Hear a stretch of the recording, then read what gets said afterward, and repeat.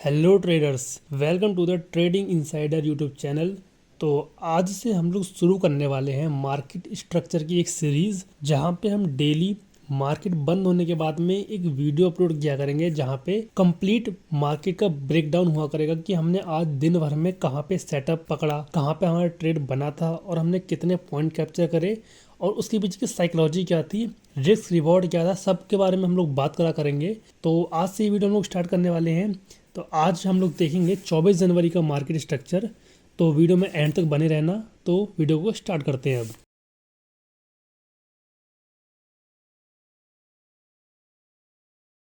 तो देखो, आज हम लोग कर रहे थे निफ्टी 50 में ट्रेडिंग।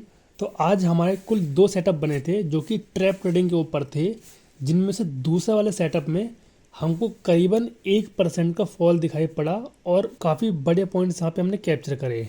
तो आइए समझते हैं इसके पीछे की क्या साइकोलॉजी थी, हमने क्या देखा मार्केट में, क्या बिहेवियर हमने यहाँ पे चेक किया। तो देखो, मार्केट ओपन होने से पहले सबसे पहले मैंने अपने कुछ लेवल्स को मार्क कर लिए।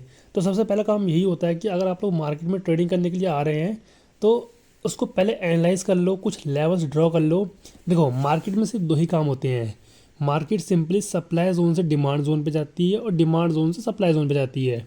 अब आप लोग उसमें RSI वगैरह वगैरह पता नहीं कौन कौन से इंडिकेटर यूज़ करते हैं। आपको सिंपल ये समझना है कि अगर मार्केट अपने सप्लाई जोन से गिर रही है तो सिंपली सेल करो, डिमांड जोन से बाइंग साइड जा रही है तो बाय करो।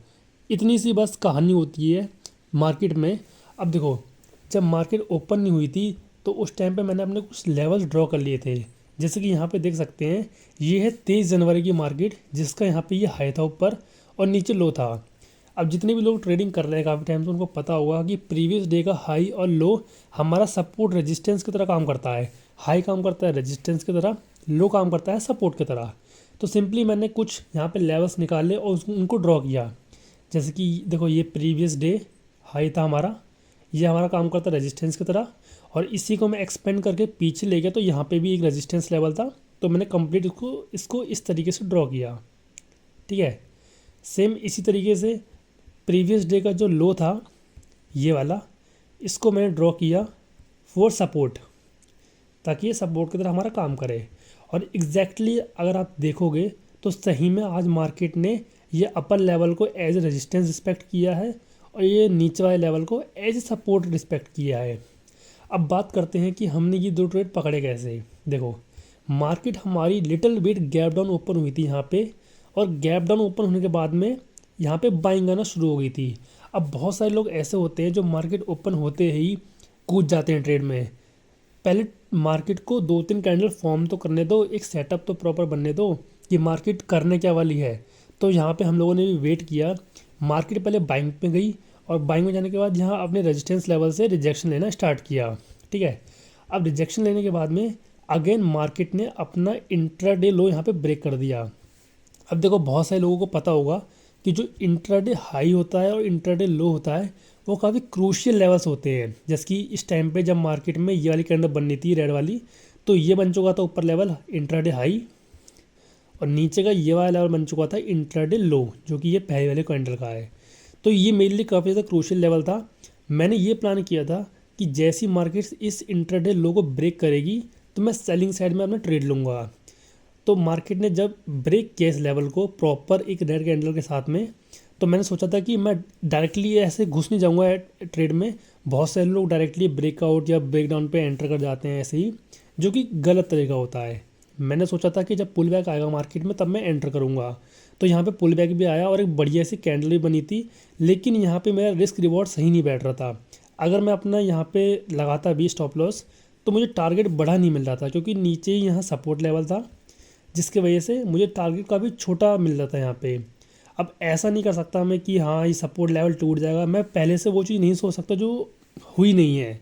जैसे कि बहुत सारे लोग पहले से आस लगा के बैठ जाते हैं कि ये बहुत बड़ी बड़ी कैंडल्स आ रही हैं तो ये सपोर्ट लेवल टूट जाएगा इजीली। वो अपना टारगेट इस तरीके से लगा देते हैं और मार्केट रिवर्स कर जाती है। तो सिंपली यहाँ पे सपोर्ट जोन था, तो मेरा टारगेट यहाँ पे बड़ा बन नहीं रहा था, इसीलिए मैंने यहाँ पे ट्रेड अवॉइड कर दिया। सेकंड चीज़ ये कि मार्केट जब यहाँ से सपोर्ट लेने लगी और ये ग्रीन वाली कैंडल फॉर्म कर दी, तब मुझे ऐसा लगा कि अब यहाँ पे सेलर्स हो जाएंगे ट्रैप। कैसे? देखो, जितने भी लोगों ने ये इंट्राडे लो ब्रेक होने पे यहाँ पे सेल किया होगा। जैसे मैं सोच रहा था कि यहाँ मैं सेलिंग करूँ, जितने भी लोग यहाँ पे सेल कर रहे होंगे, यहाँ पे सेल कर रहे होंगे, इस पुल बैक के बाद सेल कर रहे होंगे, वो कहीं ना कहीं ट्रैप हो जाएंगे अगर मार्केट अपने इस लेवल के ऊपर चले जाती है। क्योंकि जितने भी लोगों ने यहाँ पे सेलिंग करी होगी उनको यहाँ पे लॉस दिखना स्टार्ट हो जाएगा, और साथ ही उन्होंने अपना एसएल भी यहीं पे लगाया होगा। तो सिंपल सी बात है, मार्केट अपने इस लेवल के ऊपर जाएगी तो एसएल भी हिट होंगे, और प्लस बहुत सारे लोग अपना ट्रेड एग्जिट भी करेंगे क्योंकि उनको पीएनएल में माइनस दिखना स्टार्ट हो जाएगा। तो मुझे अच्छा खासा मूव मिल सकता है ऊपर की साइड में। तो मैंने वेट किया कि जब मार्केट अपने इस लेवल में वापस आएगी तो मैं यहाँ पे बाइंग साइड का ट्रेड लूँगा। तो मैंने क्या किया, सिंपली 1 मिनट पे शिफ्ट किया चार्ट, क्योंकि 1 मिनट पे मुझे छोटे स्टॉप लॉस के साथ में राइट एंट्री मिल जाती है। बहुत सारे लोग 1 मिनट को प्रेफर नहीं करते हैं क्योंकि काफ़ी वॉलेटाइल रहता है 1 मिनट पे मार्केट, ठीक है। लेकिन मैं 1 मिनट यूज़ करता हूँ फॉर स्मॉल स्टॉप लॉस। अब देखो यहाँ पे मैंने प्राइजेक्शन ड्रॉ किया, यहाँ से ऊपर एक ट्रेंड लाइन आ रही थी, इस तरीके से मैंने इसको ड्रॉ किया। अब मेरा प्लान ये था कि मार्केट इस जोन में जब वापस जाएगी तो मैं ट्रेड लूँगा। तो यहाँ पे देखो पहले इस ट्रेंड लाइन को ब्रेक किया, ब्रेक करने के बाद में जब मार्केट इस लेवल पे वापस आ गई यहाँ पे, तो यहाँ कहीं मैंने एंट्री बनाई थी इस कैंडल की क्लोजिंग पे, ऐसा रखा था इसी कैंडल के लो पे। और मेरा जो टारगेट था वो था इंट्राडे हाई तक का, इस जगह तक का, क्योंकि इससे ज़्यादा एक्सपेक्टेशन रखना गलत हो जाएगा कहीं ना कहीं। क्योंकि इंट्राडे हाई जो होता है वो काफ़ी ज़्यादा क्रूशियल रेजिस्टेंस की तरह हमारा काम करता है। तो मेरा टारगेट भी यहीं तक का था जो कि मुझे अचीव भी हो गया। हालांकि मार्केट और भी ऊपर गई थी, लेकिन मेरा जो टारगेट था वो बस यहीं तक का था, क्योंकि यहाँ पे ये रेजिस्टेंस लेवल था, ठीक है। अब देखो ये वाला ट्रेड आपको समझ में आ गया कि हमने क्यों लिया। अब समझते हैं कि दूसरा वाला ट्रेड हमने क्यों लिया जिसमें हमको 1% का फॉल देखने को मिला है। देखो जब मैं मार्केट में काम करता हूँ तो सिंपली ये नहीं कि हाँ 1 मिनट पे काम कर रहे हैं तो 1 मिनट ही खोल के बैठे पड़े हैं। मैं अलग अलग टाइम फ्रेम पे चेक करता हूँ मार्केट में क्या चल रहा है। तो अगर मैं 1 आवर में जाएँ, तो अगर हम लोग 1 आवर में जाते हैं तो यहाँ पे देखो एक ट्रेंड लाइन आती हुई आपको दिखाई देगी। ये ऊपर से मैं इसको ड्रॉ करता हूँ, ये ऊपर से एक ट्रेंड लाइन आ रही है इस तरीके से, ठीक है। अब चलते हैं दोबारा छोटे टाइम फ्रेम पे। अब देखो यहाँ पे हुआ क्या, मार्केट ने अपने इंट्राडे हाई को भी ब्रेक कर दिया, ठीक। अब यहाँ पे बहुत सारे लोग कूद गए होंगे ब्रेकआउट देखकर कि हाँ ब्रेकआउट हो रहा है, ब्रेकआउट हो रहा है, प्लस इस ट्रेंड लाइन का भी ब्रेकआउट आ गया। अब और भी ज़्यादा बायर्स एंटर कर गए होंगे कि हाँ अब तो मार्केट में ऊपर के साइड में शूट अप आ जाएगा क्योंकि ब्रेकआउट आ रहा है, तो इस तरीके से मार्केट मूव कर जाएगी। अब मैं डायरेक्टली मूव ऐसे एंटर नहीं करता हूँ किसी ब्रेकआउट या ब्रेकडाउन पे, मैं सिंपली पुल बैक का इंतजार करता हूँ, और पुल बैक पे मुझे सही मिलता है ट्रेड तभी मैं एंटर करता हूँ। तो यहाँ पे मैंने थोड़ी देर वेट किया, वेट करने के बाद में देखो मार्केट ने यहाँ पे क्या किया, पहले यहाँ पे ब्रेकआउट दे दिया, फिर यहाँ पे नीचे आया, अगेन छोटी छोटी 3 ग्रीन कैंडल बनाई और एक बड़ी सी रेड कैंडल बना दी। अब यहाँ मुझे कहीं ना कहीं चला गया था पता कि बायर्स के मुकाबले सेलर्स ज़्यादा यहाँ पे एक्टिव हैं। क्योंकि आप लोग अगर ध्यान से देखो तो यहाँ पे 1 2 3 ग्रीन कैंडल बनी है और एक रेड कैंडल कितनी बड़ी कितनी बीरिश बनी है। तो इससे साफ इंडिकेशन हो रहा था कि यहाँ पे बीयर्स ज़्यादा हैं, ठीक है, यानी कि यहाँ पे सेलर्स काफ़ी ज़्यादा हैं। अब देखो यहाँ पे कितने सारे कन्फर्मेशन हो गए। एक तो ये 3 कैंडल इंडिकेट कर रही है कि बायर्स कम है, सेलर्स ज़्यादा हैं, ठीक है। दूसरा ये ट्रेंड लाइन ब्रेकआउट हो चुका है, इंट्राडे हाई ब्रेकआउट हो चुका है, तो यहाँ पे बहुत सारे बायर्स अब एंटर कर चुके हैं।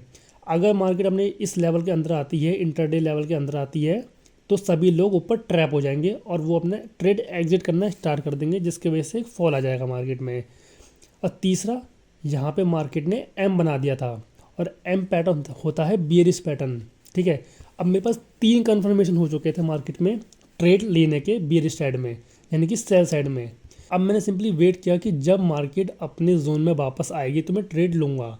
अब देखो मार्केट में एम पैटर्न बनने के बाद ये इंट्राडे लेवल के नीचे आ गई मार्केट, और सिंपली मैंने यहाँ पे कहीं एंट्री बनाई थी, स्टॉप लॉस रखा था इस जोन के ऊपर, इंट्राडे जोन के ऊपर। और उसके बाद देखो मार्केट में कितना बढ़िया फॉल आया है यहाँ पे।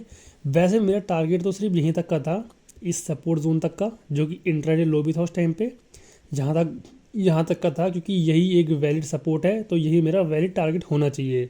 लेकिन मार्केट करीब 1% फॉल करी थी यहाँ तक। तो ये था सेकंड ट्रेड का लॉजिक। ओके, तो आज के दोनों ट्रेड मैंने आपको समझा दिए हैं कि मैंने किस बेस पे लिए, उसके पीछे की साइकोलॉजी क्या थी। कहाँ पे मैंने एंट्री ली, कहाँ पे एग्जिट किया, सब कुछ मैंने आपको डिटेल में बता दिया। और अगर आप लोग बैक टेस्टिंग करना चाहते हो इन सब ट्रेड्स की, तो आप लोग यूज़ कर सकते हो रीप्ले वाला ऑप्शन। देखो यहाँ पे ऊपर आपको रीप्ले वाला ऑप्शन मिलेगा, और ये सिर्फ आपको धन के अंदर मिलेगा, बाकी ब्रोकर्स में आपको तब मिलेगा जब आप पेड सर्विस उनकी यूज़ करोगे। जैसे ट्रेडिंग व्यू है, अगर आप वहाँ पे सब्सक्रिप्शन लेते हैं तभी आप रीप्ले वाला ऑप्शन यूज़ कर सकते हैं, नहीं तो नहीं कर सकते हो।